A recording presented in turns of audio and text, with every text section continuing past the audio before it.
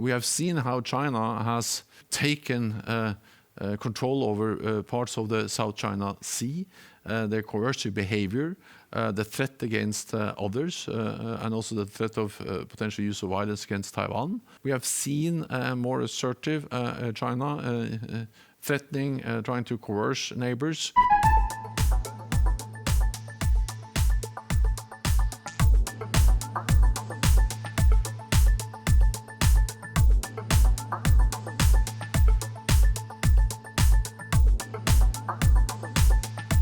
Secretary General, thank you for talking to Indian Express. I'm Shubhajit Roy.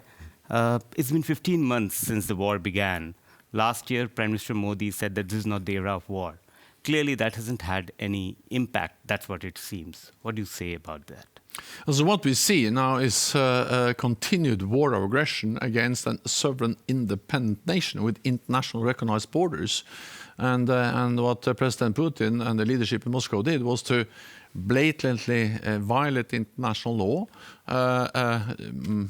send thousands of troops, tens of thousands of troops, battle tanks, missiles into Ukraine, and this has caused enormous suffering. And of course, what we do is to help Ukraine defend itself.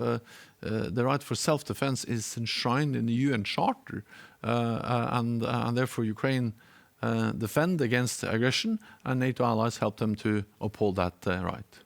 Yeah, so India has done this diplomatic tightrope walk, and with Russia on one side and the West on the other side. What are your thoughts about India's position on the war? Well, first of all, I think that the war in Ukraine matters not only for Ukraine, it matters for all of us. It matters for global security, because if President Putin succeeds in Ukraine, it will be a tragedy for the Ukrainians, but it will also make the whole world more dangerous. It will send a message that when authoritarian leaders use force, they can achieve what they want, and that will make all of us more vulnerable. We know that, for instance, in Beijing, they are watching closely the war in Ukraine because the higher price President Putin pays, but also the higher reward he may potentially have, that will be part of the assessment that Beijing will do regarding to any potential use of force. So this matters for India, it matters for all of us. It's about the global security, the rules-based international order, and therefore this is important for everyone. You mentioned Beijing, and China has backed Russia at various international forums, at the UN, at G20. How does NATO view China's role in this conflict? Well, what we see is that China has not been able to condemn this blatant violation of international law. We see how Russia and China are working more and more closely together. Just weeks before the invasion in February last year, President Xi and President Putin signed a joint declaration where they promise each other partnership without any limits. So we call on China to clearly condemn an illegal war of aggression, and of course refrain from any support, military support to Russia. China's aggressive behavior in Indo-Pacific has also been watched very closely. And, its increasing proximity, as you said, to Russia has concerned many. Does that ring alarm bells for NATO? It demonstrates that security is not longer regional. Security is global. What happens in the Indo-Pacific and Asia matters for Europe, and what happens in Europe matters for Asia. Beijing is following closely the war in Ukraine because it will have an impact on their assessments, their calculations on any potential use of force. And of course, this matters again for all of us. We have seen how China has taken control over parts of the South China Sea, their coercive behavior, the threat against others, and also the threat of potential use of violence against Taiwan.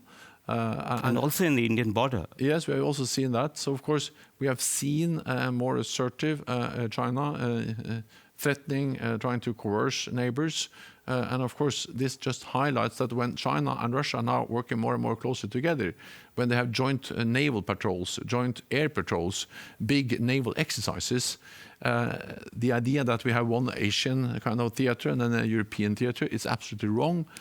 Security is global. We need to stand together. And India being the biggest democracy in the world, sharing the same values as NATO allies, believing in a rules-based international order. Of course, we need to stand up for those rules and be very clear when we see blatant violation of international rule.